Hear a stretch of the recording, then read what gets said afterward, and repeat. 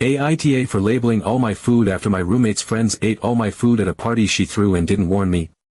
I told her that she should pay for all the food. A couple of weeks ago, after a really long day at work where everything that could have gone wrong absolutely did, I came home around 7 in the evening, just wanting to collapse on the couch, order some takeout, and maybe binge a few episodes of whatever dumb show I had half finished on Netflix.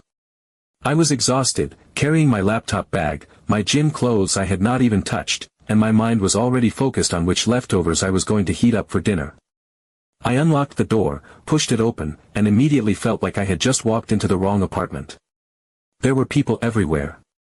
Loud music was blasting from a Bluetooth speaker somewhere deep inside the apartment, there were shoes and bags littering the floor, empty beer bottles lined up on the kitchen counter, and the whole place smelled like a strange combination of tequila, weed, and Axe body spray. For a second, I literally stood there in the doorway, stunned, while a couple of people I had never seen before brushed past me, laughing, clearly too drunk to notice or care that I was just standing there like some confused extra who had wandered onto the wrong movie set. I finally managed to step inside, awkwardly weaving my way through groups of people packed into our tiny living room and even sitting on the floor in the hallway. I spotted my roommate, Madison, almost immediately. She was standing on top of one of our dining chairs, our white chairs, I might add, holding a red Solo cup in one hand and waving the other around while she told some animated story to a bunch of people crowded around her like she was the lead singer of a band. She caught my eye, smiled this huge, wild smile, and shouted, "You're home."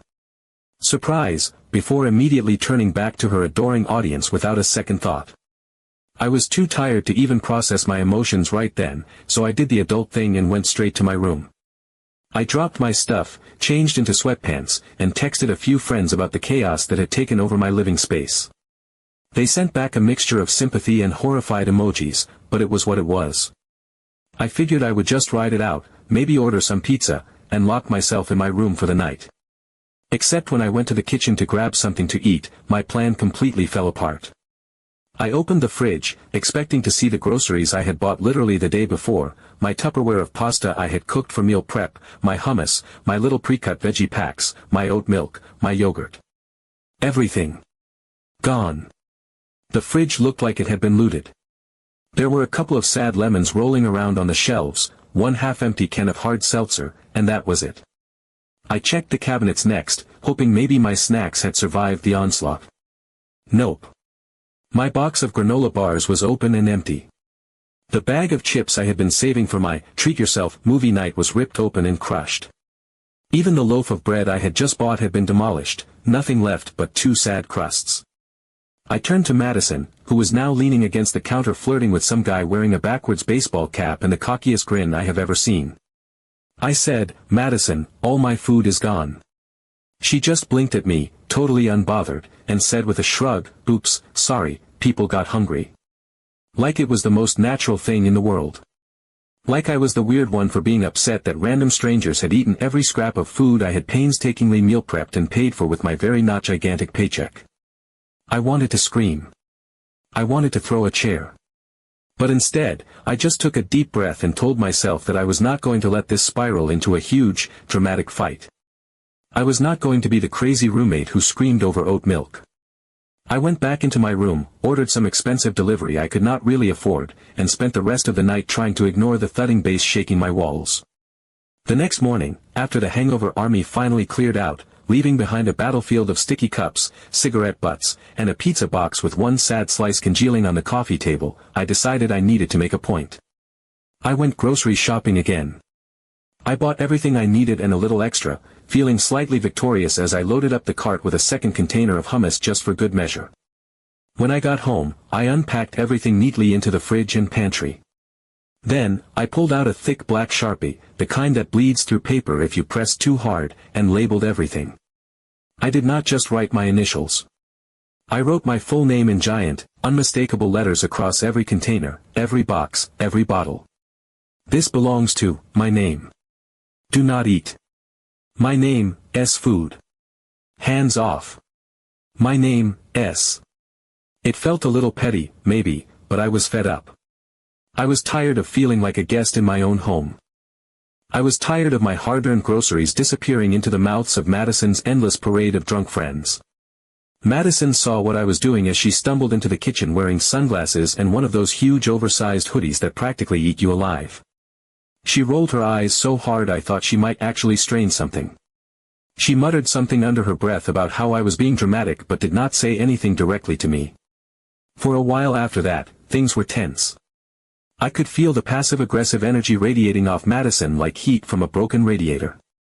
She would slam the fridge door a little harder than necessary whenever she grabbed her stuff. She would mutter complaints when she thought I could not hear. She started bringing home even more takeout than usual, clearly avoiding the of my labeled groceries. I honestly started to wonder if I had overreacted. Was it really that big of a deal? But then I would think about how nobody had asked permission to throw a rager in our home. How nobody had thought for even a second about the groceries I had spent my time and money on. How Madison had not even offered to replace the food or apologize beyond a casual, dismissive oops. I have been doing my best to be civil. I have not started any fights, have not given any lectures. I have just kept to myself, cooked my own food, and lived my life.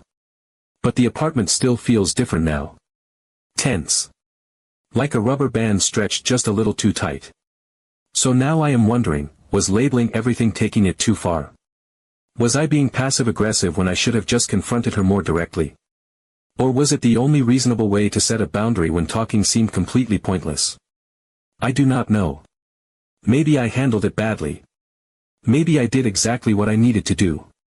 Either way, I cannot help feeling like a stranger in my own kitchen now. So am I the asshole? Update 1.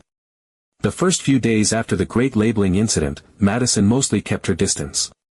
She would breeze past me in the kitchen without a word, tossing her bag onto the counter and pretending I was not even there. I thought, stupidly, that we might have settled into a new, tense kind of truce, a mutual agreement to stay in our own lanes and not poke the bear. I stuck to my labeled food. She stuck to hers, or at least to whatever she decided to DoorDash that night. It was uncomfortable, but manageable. But of course, it did not last. One evening, while I was heating up some soup and minding my own business, Madison wandered into the kitchen, phone in hand, giggling at some text. Without even looking at me, she said in this sing-song voice, "You really are obsessed with your little food shrine, huh?" I blinked at her, confused, thinking maybe I had misheard. But no, she turned around, leaned dramatically against the counter, and gestured at the fridge like she was showing off an art exhibit. She said, "You know you made the kitchen look so ugly, right? Like, seriously. It's embarrassing." I did not respond. I just stirred my soup and told myself not to engage. I had seen enough petty roommate fights go nuclear to know it was not worth it. She wanted me to argue, wanted me to defend myself so she could keep feeling like the wronged party. I was not giving her that satisfaction. But the next morning, when I opened the fridge to grab my yogurt, I noticed that something was off. The label, the one I had written carefully across the top in bold black marker, was gone. At first, I thought maybe it had fallen off. I checked the floor around the fridge. Nothing. I checked the trash. Still nothing. I told myself I was being paranoid and slapped a new label on it. The day after that, 2 more labels were mysteriously missing. Then another. Then a whole bag of my almonds that had been labeled and tucked safely onto my designated shelf was just gone. No note, no text, nothing. I started getting suspicious, but I still wanted to believe it was an accident. I wanted to believe we were just 2 tired, stressed girls trying to cohabitate without tearing each other's throats out. That illusion shattered about a week later. It was around 10 at night, and I came back from a late shift, totally wiped out and craving the yogurt I had been saving all day. I dumped my bag by the door, kicked off my shoes, and went straight to the kitchen. As I rounded the corner, I stopped dead in my tracks. There, standing with the fridge wide open, was Tyler, one of Madison's regular hanger-ons, the kind of guy who always seemed to show up empty-handed but leave carrying half the fridge. In one hand he was holding my yogurt. In the other, he was slowly and deliberately peeling off the Sharpie label I had stuck to the lid. I must have made some kind of noise because he looked up, grinning like he had just gotten caught TPing a house. He shrugged and said, "If it doesn't have your name on it, it's fair game, right?" Like he was pointing out some hilarious loophole in a contract instead of admitting he was stealing my food right in front of me. Something inside me snapped. It was like all the little frustrations I had been swallowing down, the party, the missing food, the eye rolls, the passive-aggressive digs, the peeled-off labels, all boiled over at once. I did not scream. I did not cry. I just felt this cold, razor-sharp anger settle into my chest. I told Tyler to put the yogurt back, leave, and not come back unless he was invited by me, which, frankly, would be never. He laughed like he thought I was joking, but when I did not so much as twitch a smile, he muttered something under his breath and slunk out, slamming the door on his way. That should have been the end of it, but of course Madison had to escalate. When I confronted her about her friends disrespecting my stuff, she waved me off like I was complaining about a squeaky door. She said I was being dramatic and that, college students share food, that's just how it is. Like we were still in some dorm where stealing someone's ramen noodles was part of the bonding experience, not two adults paying rent for a shared apartment. I pointed out, calmly, because at this point my anger had crystallized into something colder, sharper, that what she and her friends had done was not just rude, it was theft. She rolled her eyes so hard I thought they might actually get stuck that way. She refused to pay me back for anything. Not the pasta. Not the snacks. Not even the oat milk, which I had to special order because I am lactose intolerant and need it for my morning coffee unless I want to spend the rest of the day doubled over in pain. Fine, I thought. If she wanted to play that game, I would play it better. That night, I sat down at the kitchen table with my laptop and a calculator and started making a list. Every item they had eaten. Every container they had finished. Every snack they had swiped. I pulled up my grocery delivery receipts, checked my bank transactions, even did a quick estimate for things like the half-empty jar of peanut butter I had to throw out after finding someone's dirty spoon sticking out of it. I totaled everything up, added a small, very reasonable surcharge for the hassle of replacing everything and dealing with the fallout, and printed it out. It came to a little over $200. I printed it on the brightest piece of paper I could find neon yellow and taped it right in the center of the fridge where nobody could miss it. I wrote, in bold letters across the top, amount due for stolen groceries and detailed every item underneath, line by line.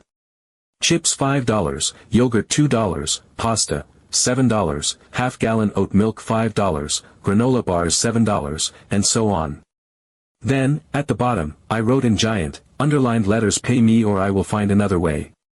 So I wrote up an itemized list, taped it to the fridge, and told her that if she didn't pay up, I'd find another way. Update 2. Things got even messier after I posted the itemized list on the fridge, brighter than the sun and impossible to ignore. I had expected some grumbling, some passive-aggressive silence, maybe even a childish tantrum complete with slammed cabinet doors and exaggerated sighs. What I had not counted on was just how vindictive Madison could get when she felt cornered. She flat out refused to pay. She stood there one afternoon, arms crossed, eyes narrowed, telling me I was being ridiculous, that it was just food, and that I should not have to live with someone so uptight. She said it with this sneer, like I was some uptight old librarian clutching my pearls over a stolen cookie, completely ignoring the fact that it was my groceries they had plundered like pirates raiding a supply ship, and my paycheck they had essentially set on fire. Instead of addressing it like an adult, sitting down to talk things through, Madison decided the mature course of action was to declare full-scale, no-holds-barred war. It started small, almost laughably childish. I would find my neatly labeled containers moved to bizarre places. My almond milk, which I kept on the easy-to-reach top shelf, suddenly found itself jammed into the bottom corner of the fridge, half buried under a precarious mountain of beer cans and takeout containers that smelled like stale pad thai. My box of granola bars, which I had placed carefully in my assigned pantry space, showed up one day stuffed into the drawer that held our mess of mismatched Tupperware lids.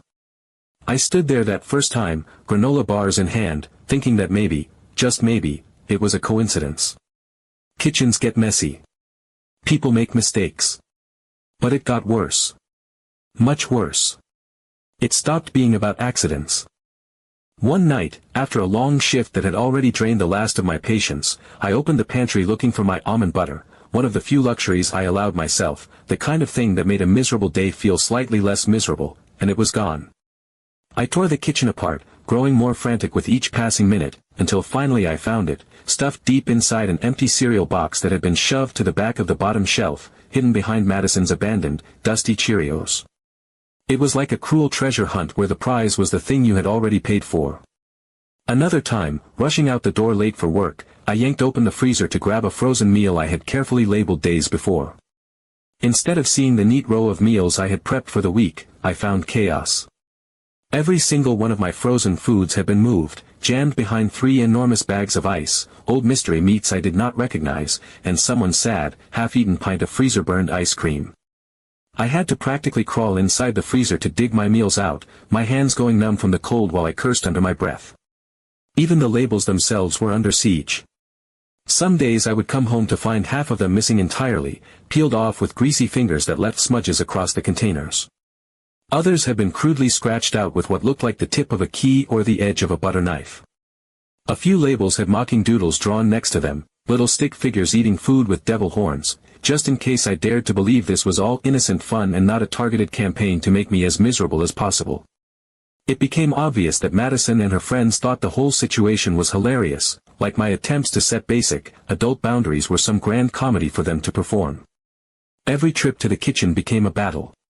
Every meal became an obstacle course. Cooking simple dinner took twice as long because I had to track down ingredients that had been deliberately hidden, moved, or sabotaged. It was exhausting in a way that crept under your skin and lived there, a constant background hum of anger and frustration that made the apartment feel less like a home and more like enemy territory. I realized eventually that confronting Madison again would be pointless. She thrived on the attention, on the drama, on any opportunity to twist the narrative and make me look like the unreasonable one. She wanted me to snap. She wanted to keep poking until I lost my temper so she could claim the moral high ground. She was banking on me getting so tired and drained that I would just roll over and let her win. She underestimated me. That was when I decided to escalate in a way she would never expect. During move-in weekend, months ago when things still felt fresh and full of potential, I had met Madison's mom. A tall, polished woman with immaculate hair and a voice that sounded like it had been trained for formal brunches and charity galas. She had helped Madison set up her room, arranging pillows just so, giving advice about where to hang frames, fussing over kitchen towels. It was obvious even then that she had high expectations. And I remembered something important. Madison had casually mentioned that her mom was footing the bill for her rent until she graduated. It took me less than 5 minutes to find her on Facebook. I spent that night carefully crafting a message. I kept it respectful. No insults, no rants, no emotional language. Just facts. I laid out everything, the surprise party that wrecked our apartment, the food that had disappeared overnight, Madison's complete refusal to replace it, and the increasingly hostile behavior that had turned living with her into a nightmare. I attached the photos I had taken for my own sanity, the peeled-off labels, the hidden almond butter, the itemized list taped proudly to the fridge. I explained that I was not trying to stir up drama or cause trouble, I simply wanted to live somewhere my belongings were respected. I sent the message around midnight, feeling a strange, calm satisfaction settle over me. It was out of my hands now. The next morning, the difference was immediate and unmistakable. When I walked into the kitchen, Madison was already there, sitting rigidly at the table, staring at her phone like it had personally betrayed her. The second she saw me, she scrambled to her feet, practically running across the room. Without a word, she pulled me into the hallway, her movements jerky and frantic. She shoved an envelope into my hand like it was something radioactive, muttering something under her breath. I opened it then and there and found a thick stack of cash, not just enough to cover the itemized list, but an extra $20 tucked in, like a silent bribe to never involve her mother again. From the little she managed to choke out, it sounded like her mom had absolutely lost it. Furious was not even the word. Her mom had apparently spent all night blowing up Madison's phone with calls and texts, laying into her about responsibility, respect, embarrassment, and the shame of having to hear about her daughter's behavior from a near stranger online.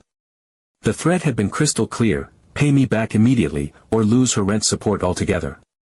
Madison's pride might have been bruised to hell and back, but it was nothing compared to the horror of imagining herself having to find and afford a new apartment alone. And the cherry on top.